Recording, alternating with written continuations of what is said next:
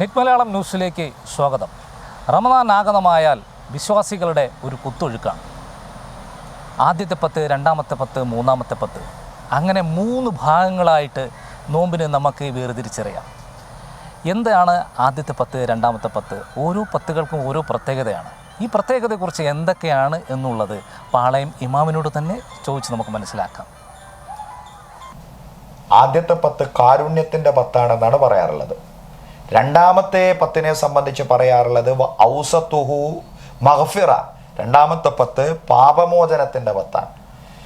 മൂന്നാമത്തെ 10നെ സംബന്ധിച്ച് പറയാറുള്ളത് ആഖിറുഹു ഇത്ഖും മിനന്നാർ എന്നാണ്.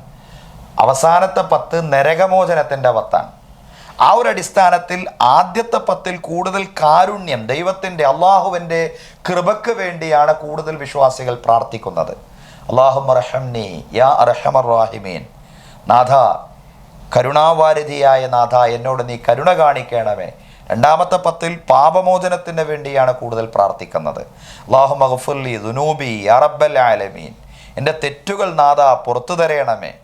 മൂന്നാമത്തെ 10ൽ കാര്യമായി നരകമോചനത്തിന് വേണ്ടിയാണ് പ്രാർത്ഥിക്കുന്നത്. അല്ലാഹുമ്മ അഅ്തിഖ്നി മിനന്നാർ വ അദ്ഖിലിൽ ജന്നത യാ റബ്ബൽ ആലമീൻ, അള്ളാഹുവേ നരകത്തിൽ നിന്ന് എന്നെ മോചിപ്പിക്കണമേ, സ്വർഗത്തിൽ എന്നെ പ്രവേശിപ്പിക്കണമേ.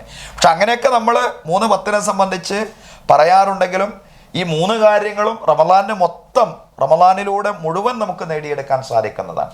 ഉദാഹരണമായിട്ട് പറയുകയാണെങ്കിൽ നരകമോചനം, അത് റമദാൻ്റെ ഓരോ രാവുകളിലും ഓരോരുത്തരെയായിട്ട് അല്ലാഹു തആല നരകത്തിൽ നിന്ന് മോചിപ്പിക്കുന്നു എന്ന് റസൂൽ കരീം സല്ലല്ലാഹു അലൈഹി വസല്ലം പറഞ്ഞിട്ടുണ്ട്.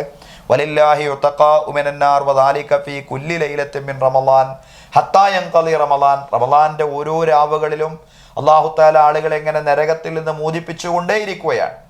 റമളാനിലേക്ക് പ്രവേശിച്ചാൽ നരക കവാടങ്ങൾ അടക്കപ്പെടുകയാണ്, സ്വർഗ കവാടങ്ങൾ തുറക്കപ്പെടുകയാണ്. അപ്പോൾ അത് നരകമോചനം എന്ന് പറയുന്നത് റമളാനിലെ എല്ലാ ദിനരാത്രങ്ങളിലും ഉണ്ട്, അവസാനത്തെ 10ൽ മാത്രമല്ല.